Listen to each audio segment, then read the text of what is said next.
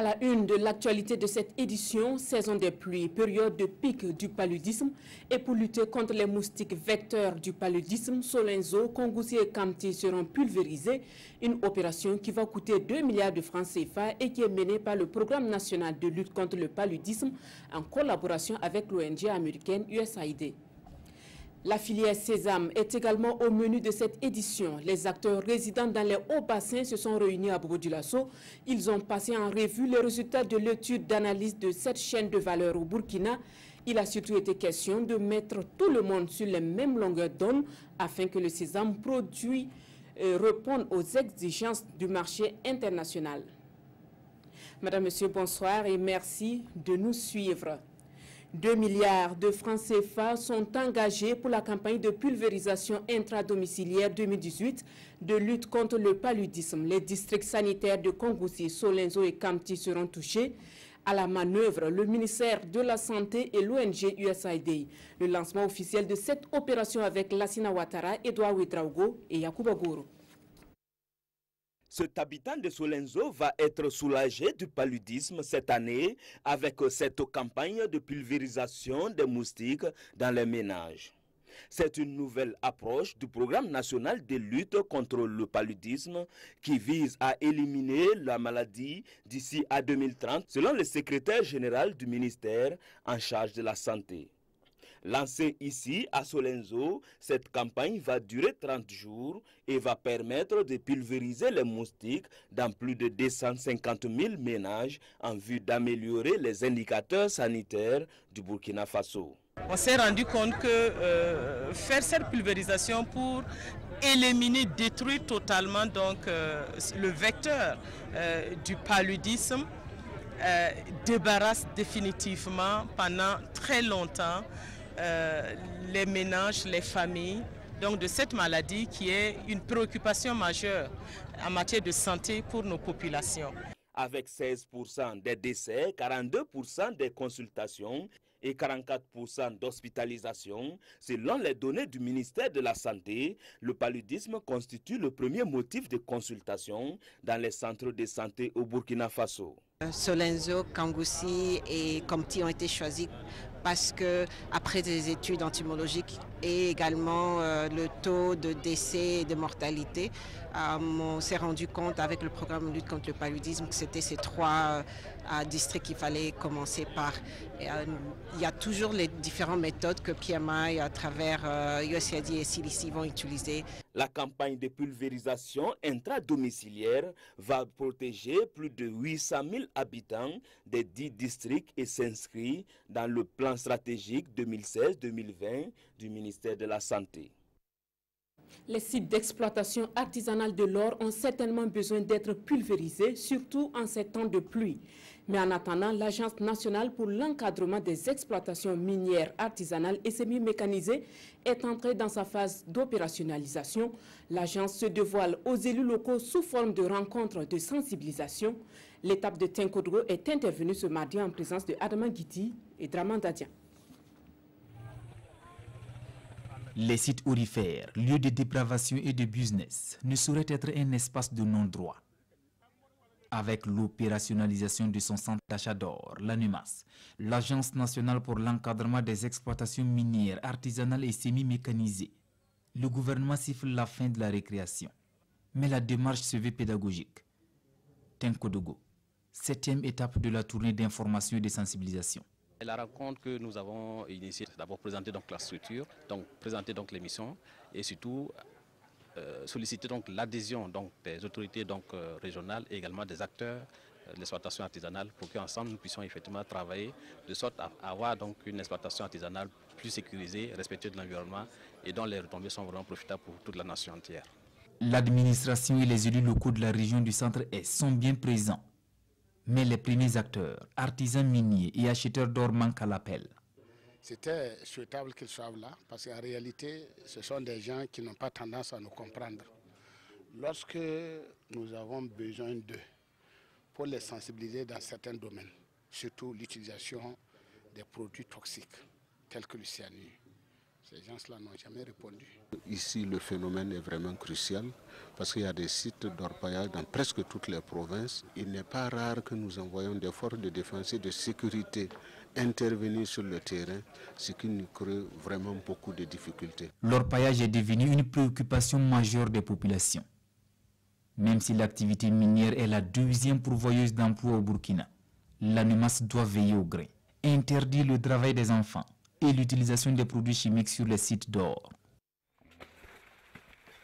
Après l'or et le coton, le sésame constitue l'un des produits les plus exportés du Burkina. Et pour un sésame compétitif sur le marché international, les acteurs de la filière sésame des hauts-bassins se sont rencontrés ce mardi à Bobo Dioulasso. Ils ont analysé les résultats de l'étude de la chaîne de valeur sésame au Burkina. Le point avec Hassan Gourabou et Kadou Romenki. Comprendre l'évolution du marché en ce qui concerne les différents maillons de la filière sésame. C'est l'objectif de cette rencontre. Producteurs, transformateurs, commerçants et exportateurs de sésame prennent ici connaissance des résultats de l'étude d'analyse de la chaîne de valeur du sésame au Burkina Faso. Les acteurs justement qui sont au cœur de cette activité ne sont pas souvent très informés de ce qui se passe sur le marché. Donc nous avons réalisé justement cette étude pour donner en fait un document de référence à ces différents acteurs-là pour qu'ils sachent ce qui se passe à différents niveaux de la chaîne de production, comme je le dis, que ce soit la production, la commercialisation, la transformation et le transport. Une rencontre qui se tient sur fond de propositions d'idées pour l'amélioration de la qualité du sésame produit au Burkina Faso en vue de le rendre plus compétitif sur le marché international. Le sésame qui, au Burkina Faso, constitue le deuxième produit d'exportation après le coton. Quand vous regardez en termes de volume d'exportation, vous constatez que le Burkina Faso est classé parmi les 5 plus grands exportateurs de sésame dans le monde. Et en termes de recettes, on constate que ces dernières années, entre 2012 et 2016, les recettes d'exportation ont apporté plus de 300 milliards à l'économie du Burkina Faso.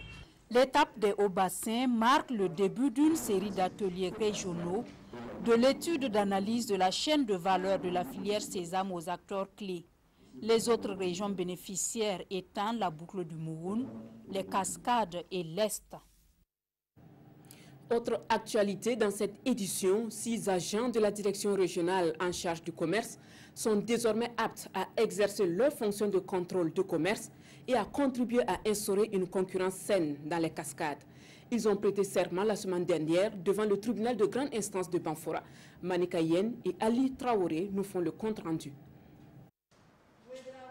Après vérification des documents et la lecture des actes, le cérémonial peut enfin débuter.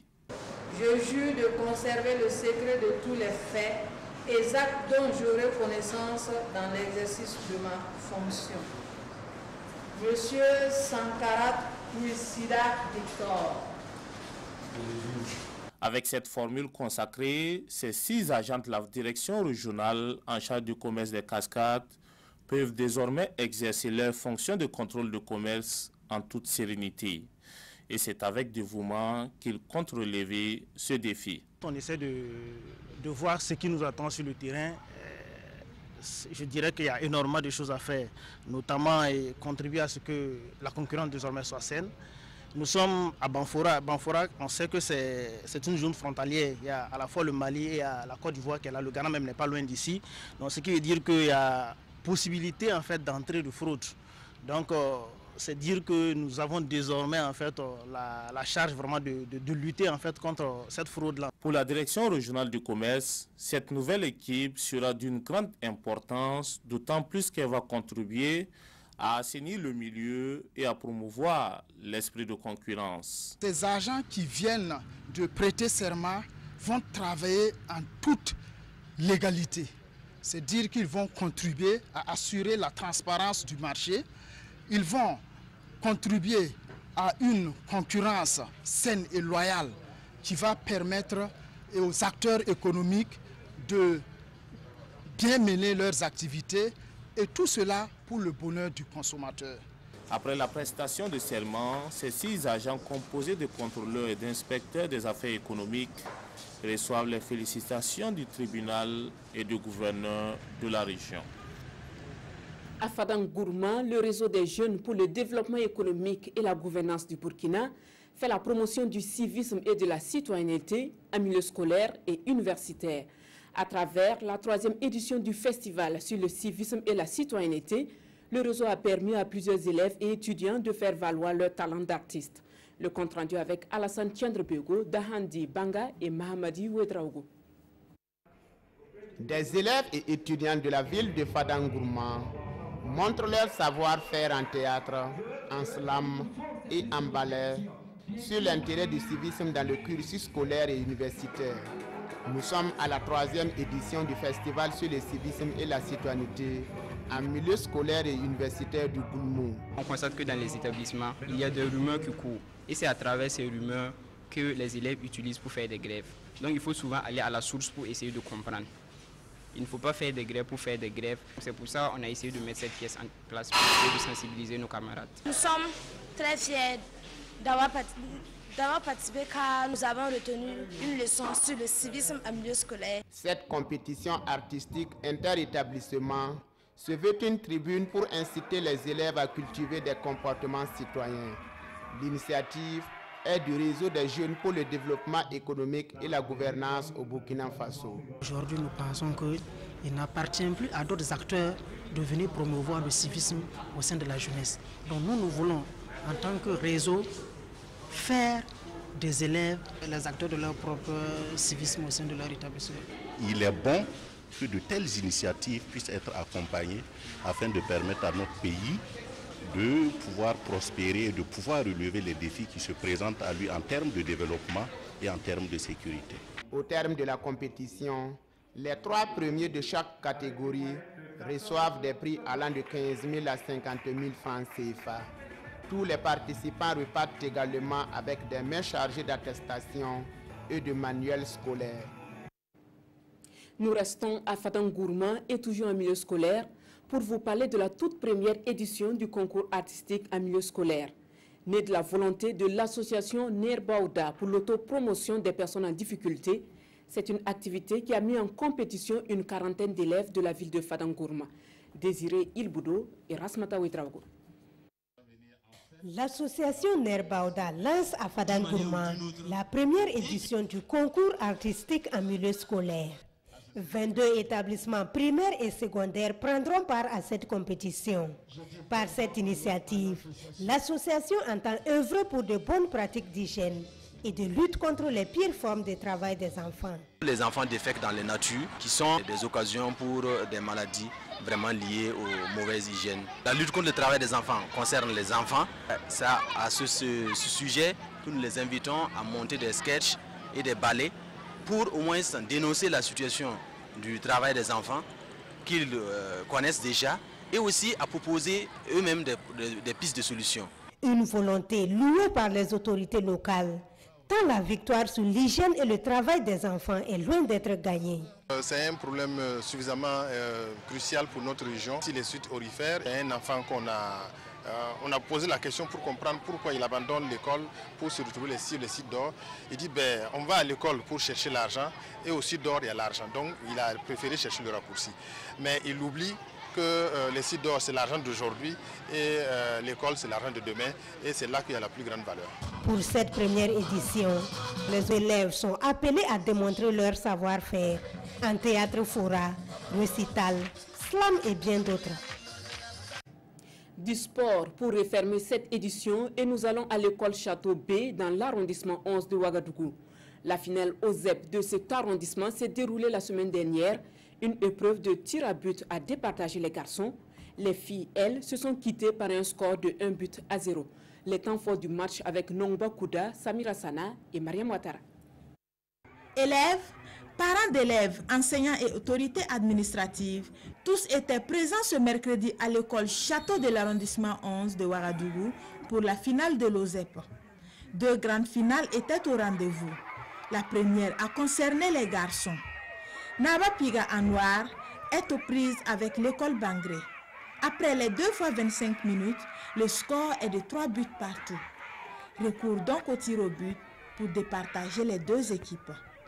Bangré, plus adroit, s'impose par 4 tirs réussis contre 1 pour Naba Pira. Les filles étaient à l'honneur de la deuxième finale. L'école Château B est opposée à Bangré en blanc et vert. Château B, visiblement plus déterminé, remporte le match sur le score de 1 but à 0. Un motif de satisfaction. Vous avez vu l'engouement, la mobilisation des enfants, l'épanouissement, le climat vraiment ambiant que nous avons vécu aujourd'hui. Le sport et la culture constituent l'âme de toute société.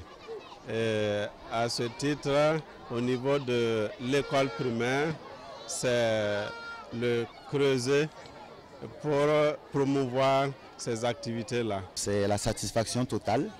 Nous sommes très contents d'avoir conduit avec brio tous les calendriers d'activités que nous avons au départ de l'année à bon port, à bon terme. Au palmarès, les équipes ont été récompensées par des équipements sportifs, des enveloppes financières, avec le gros lot et les trophées pour les 2 équipes vainqueurs. Les élèves ont aussi rivalisé d'ardeur en athlétisme et en culture. Les plus méritants ont été gratifiés. Et c'est tout pour ce journal de 19h. Merci de votre attention. Rendez-vous à 20h avec Peggy Ouedraogo pour d'autres actualités. Excellente soirée en compagnie des programmes de la RTV.